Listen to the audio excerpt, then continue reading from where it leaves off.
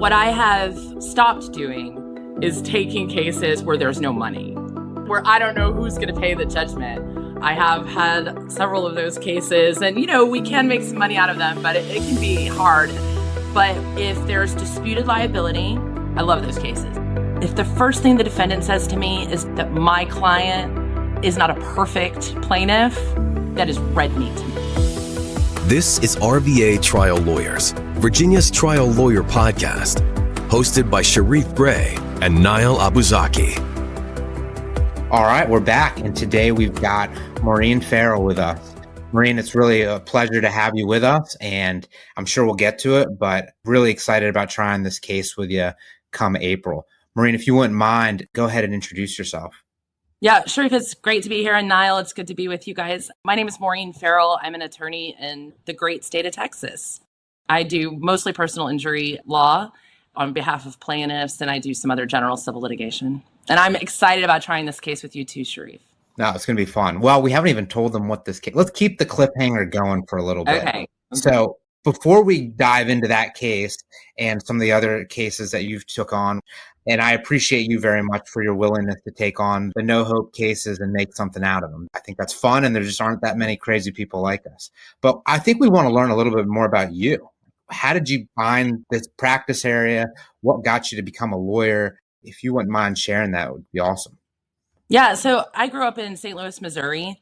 And after I graduated from undergrad, I moved to England in the United Kingdom for personal reasons. I had a boyfriend there at the time at the age of 21. And I was initially going to do some graduate work in philosophy, but then I ended up getting a job instead for an oil and gas magazine. So I worked for them for a little while. And after I'd kind of exhausted what I wanted to do there, I started thinking about what I wanted to do next and decided to go to law school. So I initially actually became a solicitor, went to law school in England. So the system's a little bit different than it is here, but the law firm hires you before you go to law school. They paid for law school, and I owed them 2 years after I finished the academic part as sort of what they would call like an articled clerk. And so I worked for a very large London corporate firm as a corporate finance lawyer. I did banking work, transactional banking work. That's awesome. It was not awesome. It was super boring.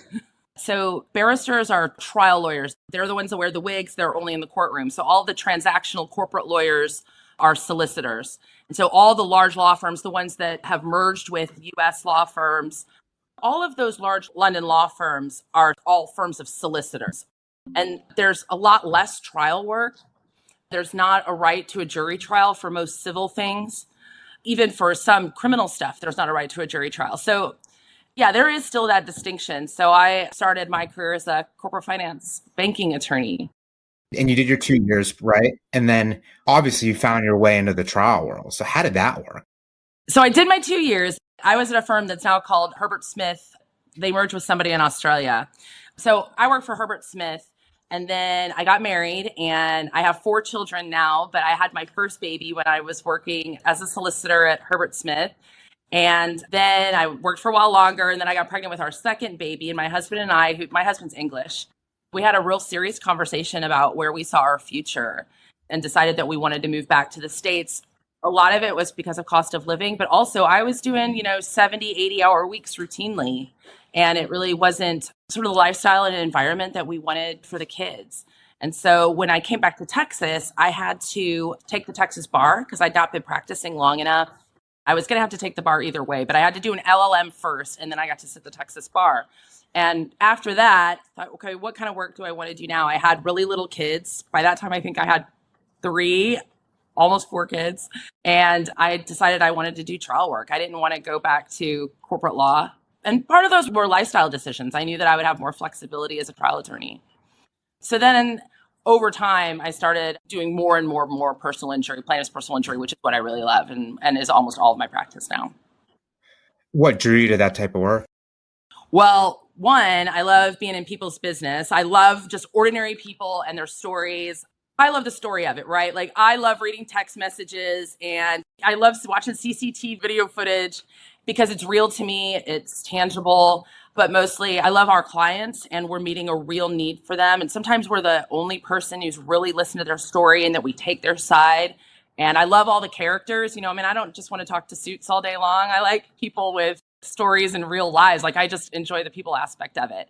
I also think that it's exciting.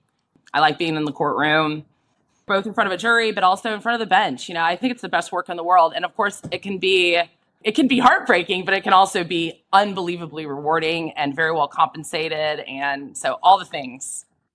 I think Niall and I both can relate on all of those things.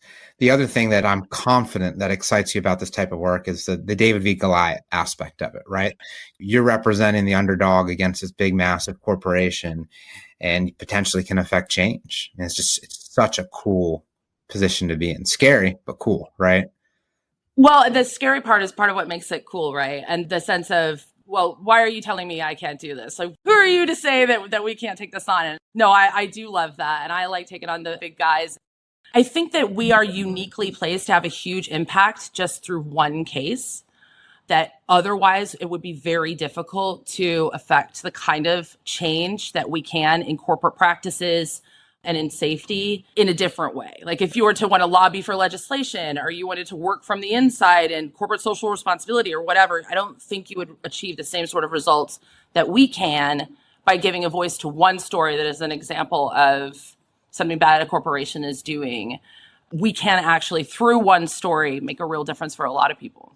I remember watching a video, I think it was on the Morgan & Morgan website, and I think it was John Morgan.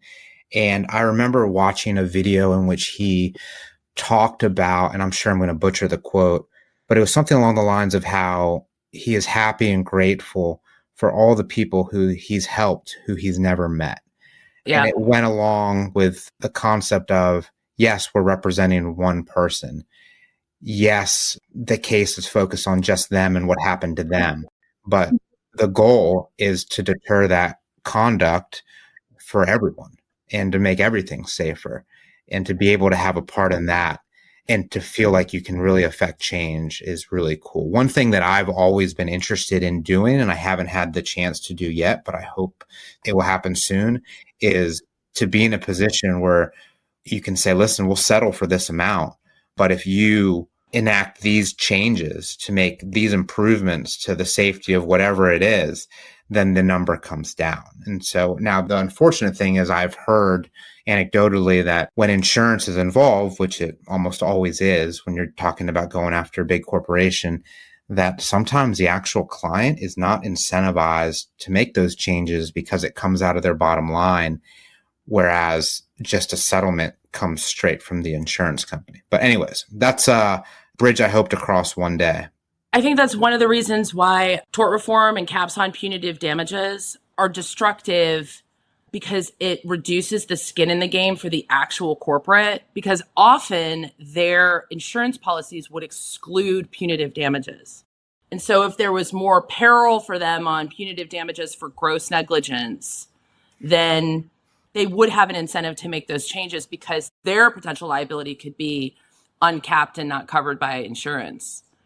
Yeah, and that's the motivation to. The sad thing is money drives big corporations, and rightfully so. But if they know there's no exposure, then chances are meaningful changes aren't going to happen. So in Virginia, we've got a $350,000 punitive damage cap, which I have trouble with, and I think a lot of people do, because I'm sure back in the day that was considered a decent amount of money, and it still is if it's against an individual. But if you're suing a massive corporation, not to say that $350,000 isn't a lot of money, it still is, but it's not going to have the same deterrent effect that it would have on an individual, right? So yeah, I don't get the caps and the tort reform. I come very much from the mindset of, we put these judges in positions for a reason, so let them make decisions. And then we ask juries to do the right thing, and so let them make decisions, right? If a punitive damages cap is so low that it's not actual punishment, and I get what you're saying is that $350,000, or in Texas, it's a maximum of $750,000. It's a lot of money potentially for our clients or for an individual, but it is not a lot of money for those corporations, where the cost of actually making systemic change is going to be so much more. And so it's not actually punitive at all. And so it doesn't have the desired effect. I thought about whether there might be some public support, or I certainly think it's an interesting idea that punitive damages would not go to the individual because it's intended to punish the corporate, but instead could maybe go into sort of a common pool for uninsured losses. I mean, I know that you and I have both looked at cases where a horrible injustice has been done or somebody's been very seriously hurt and there is no insurance. Yeah. Yeah. No, that would probably be a good thing, because that's the sad part about our line of work, is that you could have a tragic incident. I mean, you could have a loss of life, and the only available insurance is whatever that state's minimum limits are. And that's it. If that party is insured, I mean, I've turned down several wrongful death cases, car wrecks, because there is no insurance on the other side. And people are shocked. Like, they're like, but there's no possibility of compensation for their loved one who was killed because the person that killed them was uninsured. Then there's no money to go and get. Yeah, which makes the idea of having underinsured motorist coverage is so important. And full candor, I didn't even know what that was until I got into this line of work. No, neither do I. I tell everyone, all my friends, all my family, like, UMUIM, right? Yeah. I mean, now I maxed it out. I've got more insurance than probably most regular people, but for good reason, right? I mean, we deal with this line of work all the time. So it's been almost 15 minutes now, and we've mentioned that case, right? But we haven't actually mentioned the name or who's involved or what it's about. Would you mind giving us a little summary of kind of what that case is? And then we'll talk about kind of how you got it and worked it up. Sure. So you and I are co-counseling a case together against Ford Motor Company, and it's going to trial in a little over a month in San Antonio in federal court.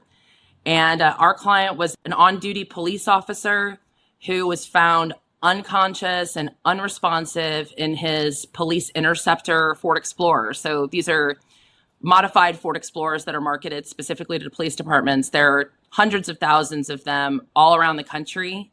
Our officer was outside. Had been idling for a long time, and he was found unconscious in his vehicle. He was taken to the hospital and diagnosed with acute carbon monoxide poisoning, and he has suffered ongoing injuries. How did that case come in the door? And can we then talk about some of the workup? My former law partner had a lot of contacts with law enforcement, including the Texas Municipal Police Association. And so I think it came to us through those sorts of referrals because, police officers get in car wrecks that aren't their fault. And so they have, through TMPA, it's called, there's like a referral system where they can say, hey, I need a civil attorney for such and such. And so I think that's how we initially got it. But I've been working on that case since the day after the incident.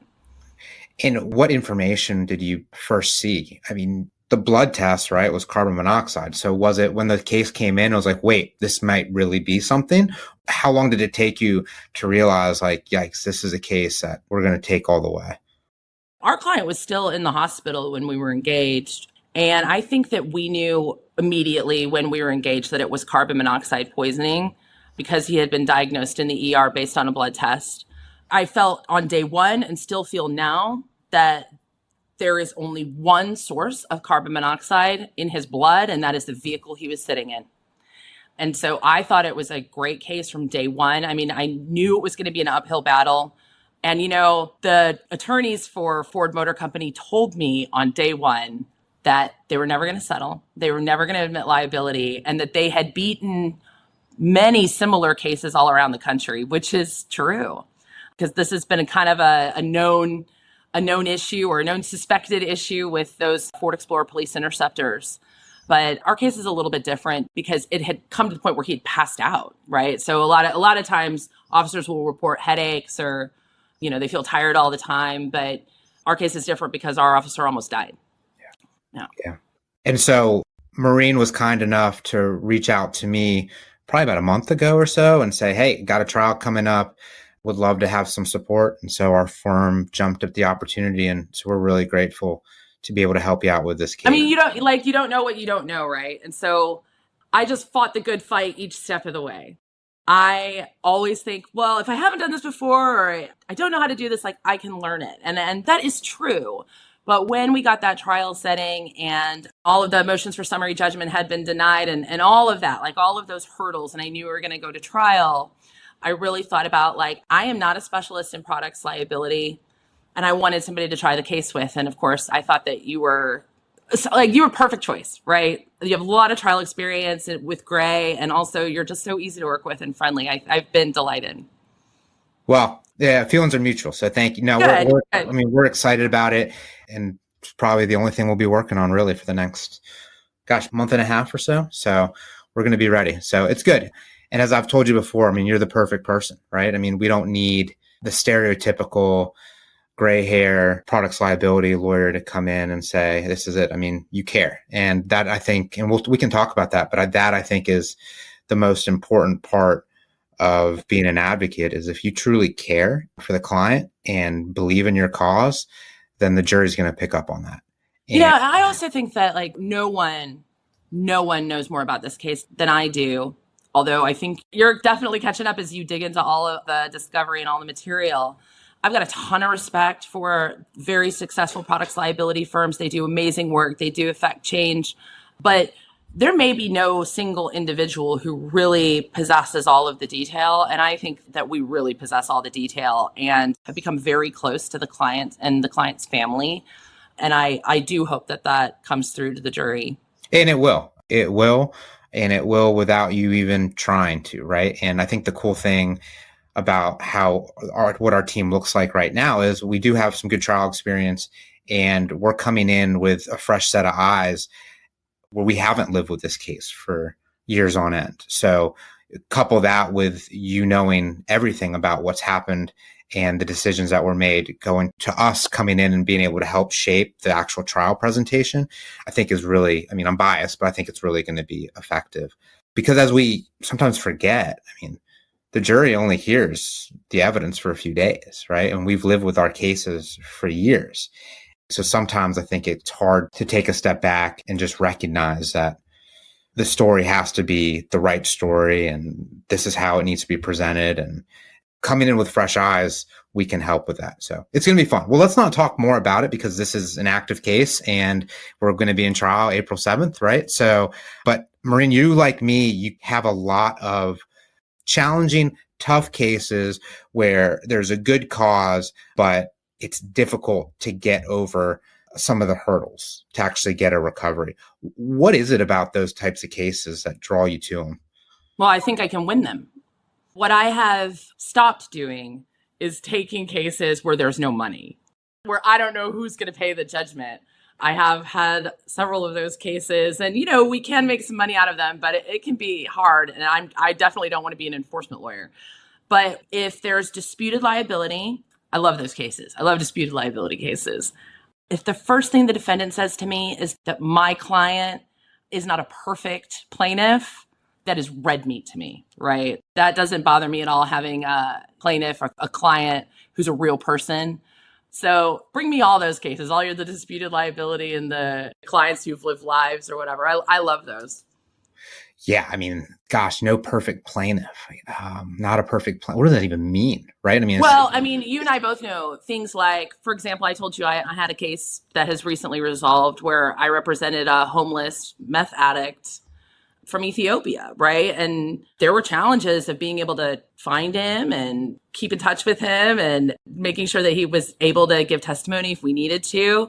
And then the whole idea, are you really going to bring this case in front of a jury? And I felt like if my heartstrings were pulled and I felt strongly about his case and his cause, that I could communicate that with a jury, and that I believe that 12 ordinary people usually have very good judgment. They don't expect a plaintiff to be somebody who maybe hasn't always made the best choices or whatever. Yeah. So. And in many ways, that can also kind of be a strength and a trap for the defense, right? I do this when I represent felons. It's not that common, but I've had a handful of felons that I've represented. It's been, for the most part, a pleasure.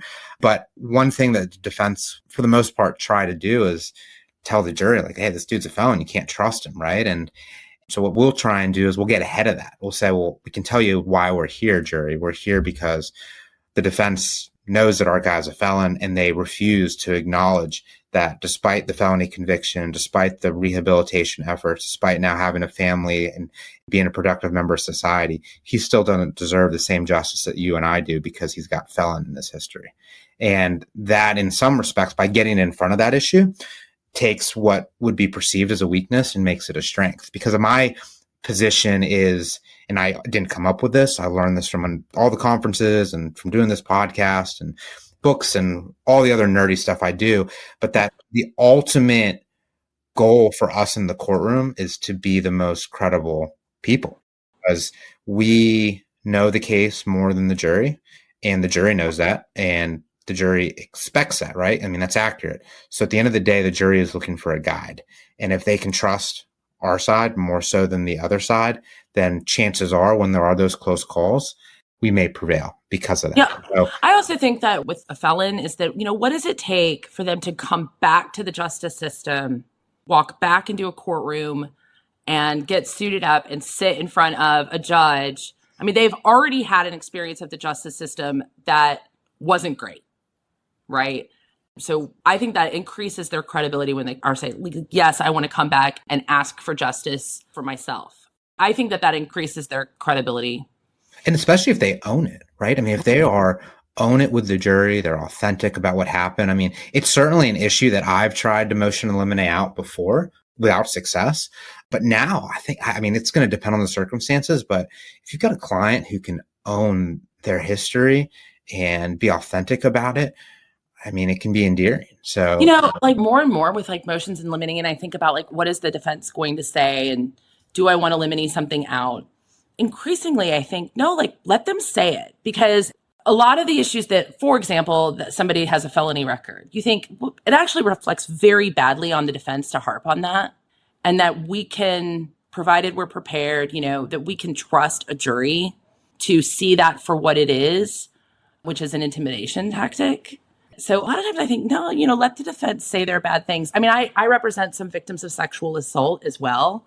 And it is still absolutely a fact that the first questions they ask are about the victim's sexual history, their criminal history, their drug and alcohol history, in an attempt to intimidate them and to attack their credibility. None of those things make it okay to sexually assault someone, even if they have that history. So, yeah. Tell me a little bit more about those cases. I know there's massage envy cases. We have one of those, but it's amazing to me, like kind of how rampant those cases are. What type of cases do you handle in the sexual assault realm? I've got a few. I have one where my client was assaulted by a touring band.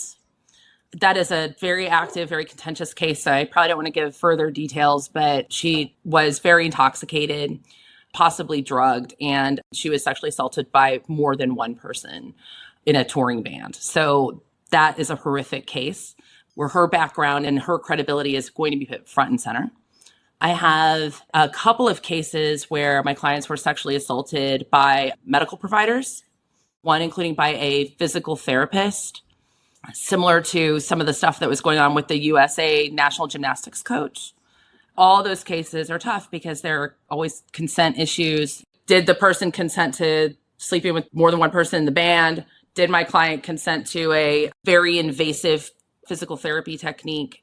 They're hard cases, but I just feel when somebody tells you their story and you can hear in their voice that it's true and you think, okay, I want to take those cases on. And in both those cases, I mean, there's going to be some prospect of recovery, I think. Do you run into scope issues at all in Texas? Meaning they'll say like, well, you can't hold the corporation liable because it was outside the scope. This was an intentional act on behalf of their employee. Yes, those can be issues. We possibly don't get to the corporation or to the entity through vicarious liability, but often there is direct negligence. So negligent hiring, retention, training. It is very rare in cases of sexual assault by medical providers that there aren't some indications or like a lack of oversight or some indications from prior history that this person might be problematic. So, I mean, usually we can find a negligent act from the corporation too. It is amazing to me, like a negligent retention, right? I mean, we've got a case that's set for trial next month, and it's a bouncer case in which this bouncer knocks out our client, no mutual combat or anything like that, causes a brain injury. And then we find pretty quickly in discovery that 2.5 months prior, same bouncer, same bar, same camera knocks out another customer in the exact same way. Yeah. Right. And then we find out that the bar knew about it, that they were aware of it. Like, of course. And then the guy ends up pleading guilty, right? And instead of saying, hey, we're sorry this happened and we wish we maybe have done some things differently. Let's try and get this thing resolved. They doubled down. Nope, this is self-defense. To include, I remember asking the corporate representative, I said, all right, he pled guilty in September of 23. It's now April of 2024. Is it still your position that this was self-defense? Yep. It's like, it's insanity, right? I mean, it's pretty incredible, but it just happens. And it's amazing to me, and my eyes have been opened in this practice area, just how much bad stuff out there is. Like it's just I know. crazy. Like who would guess that you go to a bar and the bouncer has a history of causing people to have traumatic brain injuries? Like there are loads of crazy bouncers out there. This is similar to my guy where I represented the homeless guy. He was almost beaten to death by an unlicensed security guard from a junkie motel. Like that there are crazy bouncers or crazy security, that doesn't surprise me. What always surprises me is that some business with a responsibility to keep their patrons safe, paying customers, right? That they don't take the easy steps to kind of remove somebody who has already demonstrated that they're not safe and to take them out from being a danger to the public. Like that part I am constantly surprised by. Yeah. And you'd think like, even just from like a liability standpoint, like, or an exposure standpoint, like just cut your losses, like there are other people, there are other employees, but I don't know. I don't get it, but that's the same thing. I shouldn't be complaining because this is job security. Yeah, that's right. So and, with the sexual assault by a medical provider, even if there hadn't been a prior indication that this person may be problematic, if you're running a doctor's office or a physical therapy office, you have a responsibility to keep your patients safe. And there should be safeguards in place that prevent circumstances arising that make sexual assault possible. There are well-established best practices across industries. They're not perfect, right? I mean, there might be a bad apple that gets through, but then there won't be liability. But the lack of oversight, lack of training, lack of enforcing consistent standards is a problem. And there is, I think, a lot of sexual assault in the medical profession. A good friend of mine had a really impressive verdict in a child sex assault case here. I think it was in the fall. If I remember correctly, it was $360 million. So impressive is probably an understatement. And he's younger than me. So I think he's like 32, 33, but he's an exceptional lawyer.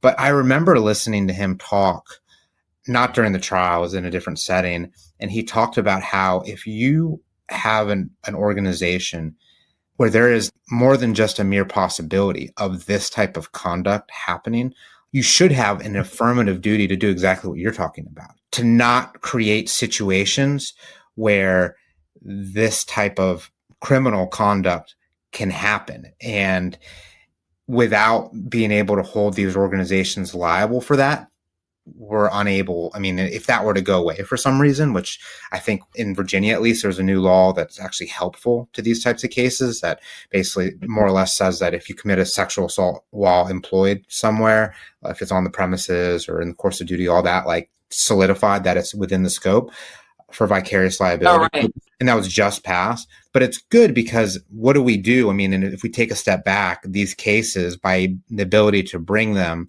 we're able to encourage change and to make these organizations actually take their responsibility to keep people safe a little bit more seriously. So I've told people, because I'll tell you what, when I was in law school, I honestly didn't know what personal injury was. Like I had a faint idea of like torts the week before the final exam. Like at that point, I finally realized, oh wait, there's this thing called like duty, then there's breach, then there's causation, and then there's damages, right? Like maybe I wasn't a great student, or maybe because I feel like it's like the best kept secret, because I don't know about you, but my exposure to personal injury lawyers when I was growing up or whatever were commercials that I'd see on TV. In St. Louis, it was like Brown and Crouppen, or here in Texas, we got the, Jim the Hammer Adler or Thomas J. Henry on billboards or in commercials. And honestly, as somebody who was really good at school and wanted all of the traditional prizes, I thought, well, like, I'm not going to be an ambulance chaser, right? Like, that's not the kind of law I want to do. And then you think, well, what's the prize for being really good at school? Apparently is like doing some of the most boring work ever for some big law firms. working a ton of hours. And I think PI is the best kept secret of the brightest young attorneys should want to do this kind of work. And they keep going and working for these big corporate law firms, I guess, because, that feels like the prize. Well, and it's kind of what's advertised. And I understand, right? If a law school wants to be able to say, hey, prospective student, you come here, there's a good chance we're going to be able to place you in a job that you're making six figures, if not high six figures, right after law school. And what type of practice allows for that? It's when there is business clients who these law firms can count on a stream of revenue from these businesses. And so that's your corporate clients. And so I think when you take the significant amount of debt now that law students have, when you combine that with like just the allure of, hey, I might make $200,000 a year after my first year after law school at this big law firm. I mean, it's hard to say no and say, nope, I'm going to go be a public defender or a state prosecutor so I can become a better trial lawyer and make not even a fraction of that, right? Or even plaintiff's work. I mean, plaintiff's work, something that I really appreciate is if you want to be well compensated, you have to deliver. Like, you can't just slide by, right? You have to get results. And there is a massive spectrum in the personal injury field from some of the best and the brightest, right, who are taking on these massive corporations and helping people who are seriously injured, to the people who they'll never file a lawsuit. They'll take your call, send a demand package to the insurance company, and then tell you to settle the case. So it's an amazing field, but I agree with you. Like, I also saw the billboards and I'm like, I don't know if that's ever for me, right? Because I was so used to being that type A, like I want to get to whatever people think is the best thing. Exactly. No, that's right. And then I got there and I realized I didn't like it. Like, and right. More than didn't like it. Like, I would rather mow lawns than do some of the. I mean, to be fair, like, I learned a ton working for one of those large law firms. I learned attention to detail. I learned a ton, but ultimately I could go home and brag to my parents, like, I worked on a $600 million bond issue for household name companies, but my role in that, I didn't brag about, right? My role in it was very small, like maybe checking conditions precedent or whatever. And I didn't feel like I was having not even just an impact on the world, but an impact even on that deal. That work is important. It's the lifeblood of our economy, and the people who do it are really, really smart. But like you and I talked about, the work that we do has an impact on people's lives, and it's a lot of fun. So I don't want to insult all of our friends and colleagues who work for those huge firms, because they're obviously really bright, but they're incredibly bright. They're incredibly hardworking. And as you said, I mean, it's a service that needs to be provided, and they're providing it. I think some of us trial lawyers are just a little crazy. So it's a little crazy. Something's a little bit off.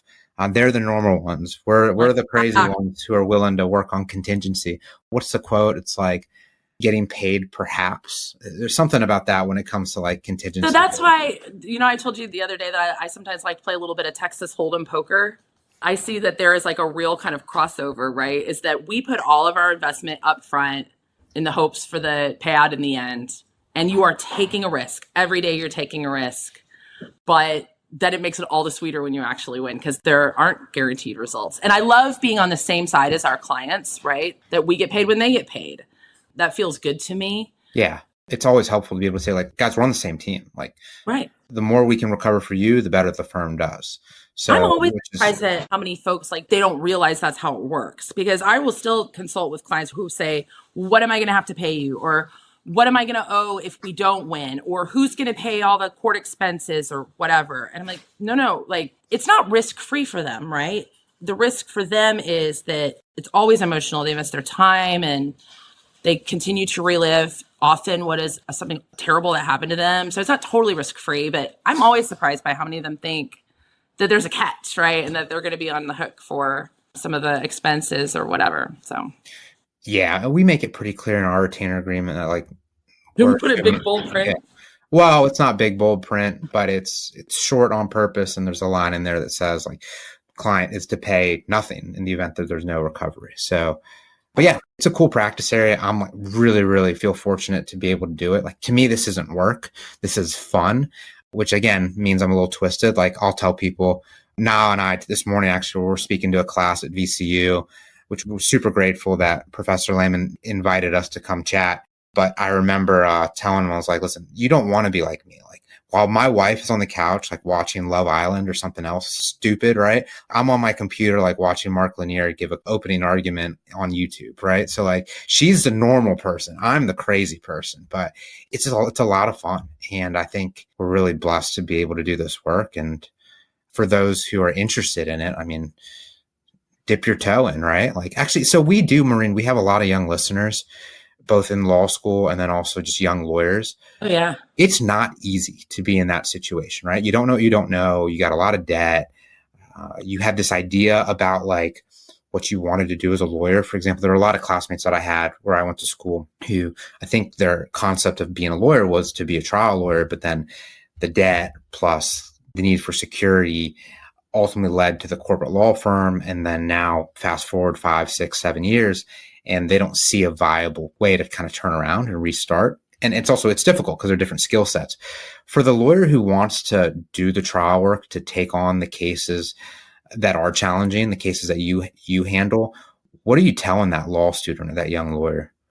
I'm surprised at how many practicing attorneys will tell young people don't become a lawyer, right? That makes me really sad. I never say that. I think it's wonderful work. I'm grateful every day that I get to do for money something that I find incredibly interesting. But the first thing I always say is do your very best not to go into major law school debt. That it is way better to go to a lower ranked school that is by where you want to practice than to pay. I mean, it makes me really sad when people have $100,000 plus of law school debt, because that then does become a trap and it reduces your freedom to take jobs that maybe don't pay so much out of the gate. So that's number one piece of advice for young people. Now, if we have people who are listening who are already in law school and have borrowed a bunch of money, then I think that it's incumbent on us as PI practitioners to, you actually can be pretty well paid. We've hired lots of young attorneys and paid them pretty well. So I think we should continue to recruit from those pools as well. And they should find the lawyers that they think are running great practices and have great cases and call them up. I know we're always looking for young attorneys, right, Sharif? Yeah, of course. I mean, and especially someone who's like motivated to get the job done and cares about the work, cares about the clients. Easy to work with. Yeah, easy to work with. It's a fun practice area, but there isn't like an established pipeline. That's kind of what I mean about, I think it's incumbent on us to like become more involved in that campus interview recruitment process. I don't know that PI firms do that really at all. Yeah, I think some of the bigger ones you can like afford to maybe bring on a class, but a lot of PI firms are pretty small for the most part. Something that I've recommended to people is to always give, and I'm biased because this is kind of the path that I took, is to always give criminal law a look when you're a young lawyer, because you can get pretty immediate and significant experience at a young age. Granted, you're not making the money that you'd make at the corporate firm or even at a PI firm. But there's a guy named Rick Friedman, who I'm sure we're all familiar, who's written a ton of books, amazing lawyer. And I remember one of his books, he talks about how when you're young to trade money for experience. And I learned that lesson the hard way.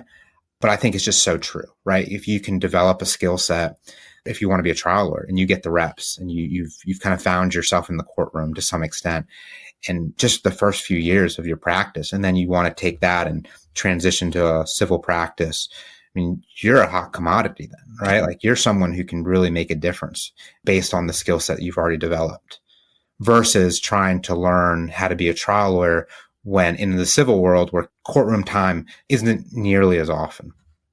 I'll say this too. I'm sure plaintiffs' personal injury trial lawyers are typically pretty outgoing, love people that are interested in our work, love the war room. I would welcome any law school student that wanted to come and help try a case and sit in a case, kind of no commitment. I'm sure that you would too. So the more the merrier. If young people are interested in maybe doing this kind of work, then call up somebody who does this sort of work and ask questions. I think most PI lawyers are happy to speak to people.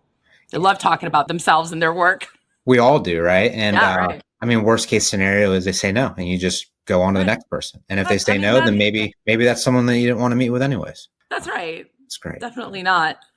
Well, I've got a question that we typically ask, Maureen, and it's fast forward 20, 30 years, you're looking back on your career. Is there a certain case that stands out to you? And granted, You've got plenty of cases in your future, but is there a certain case it's like, you know what, it's that case that really convinced me that I'm where I belong? I think this case that you and I are doing together is kind of a career-making case. I'd had a little bit of time in other kinds of practice and then took some downtime when my kids were really little. And so I feel like I wouldn't say I'm behind, right? It's just that I am still building, I am still ramping up in terms of trial work. But I'll say this, I actually had a big loss. And I know that people don't come on and brag about their losses, but I was very proud of the work we did. I had an age discrimination case against Foot Locker. And we tried it to a jury in federal court. And jury ultimately found against us. But it was in the process of that trial when I had an inkling like this might not go our way. This age discrimination case is really tough. But I was having so much fun anyway. I mean, I want to win every case. I want to get money for every client. But I thought, no, I actually love being in front of a jury. I love it.